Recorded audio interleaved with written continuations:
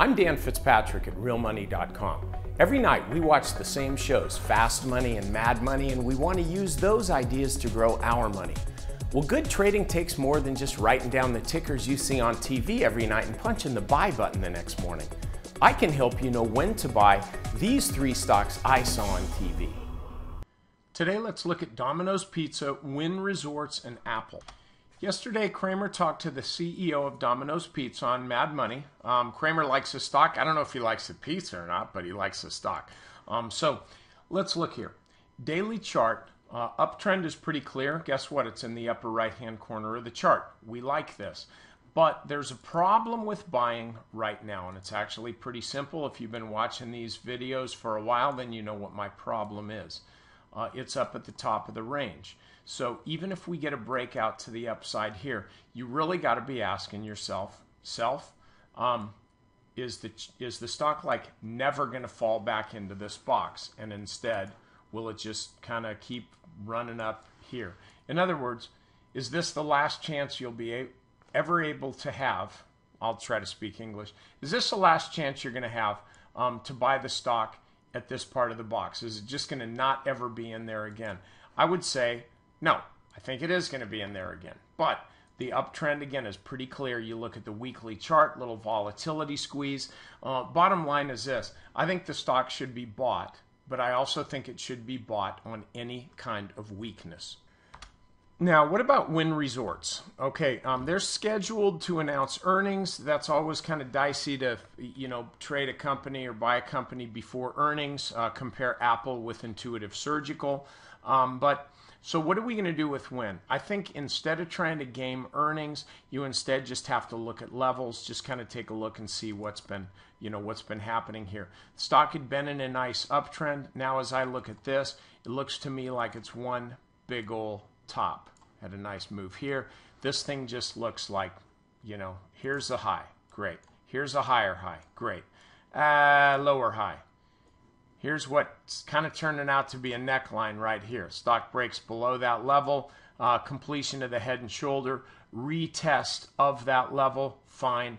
I think the next move will probably be here. I don't know whether it's going to happen tomorrow, today, next week, but ultimately I think it's going to happen. You look here at the weekly chart and you get just a much better sense of what's happening. Nice uptrend. Now we're starting a little bit of a pullback. I would be selling this on any kind of strength. And last but not least is Apple. Company announced earnings last night. Market was disappointed.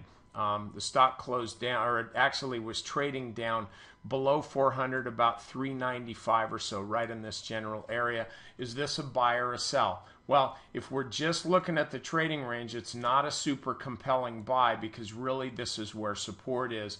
This is where resistance is. So even if the stock is trading down here, it's still kind of like mid-range in the channel. But look, I don't know where the stock's going to be a week from now or a month from now.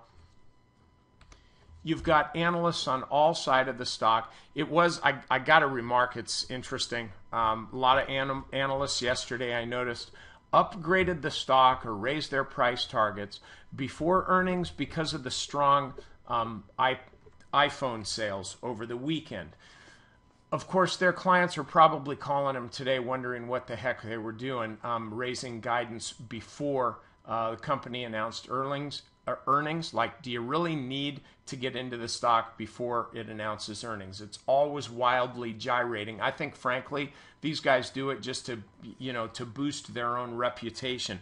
Don't do that. Instead, why don't you try to make your customers some money? Here, Apple, up at the top of the range.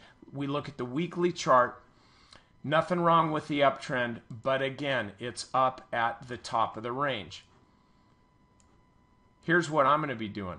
This morning when the stock opens up, I'm going to be looking for the stock if it trades a little lower than the open, that's fine. But as soon as the stock starts trading above the opening rotation, above the first, say, 5 minutes of trading or so, I'm going to be long that stock. And by the way, if it doesn't trade above the opening rotation, well, then I guess I won't be long, will I?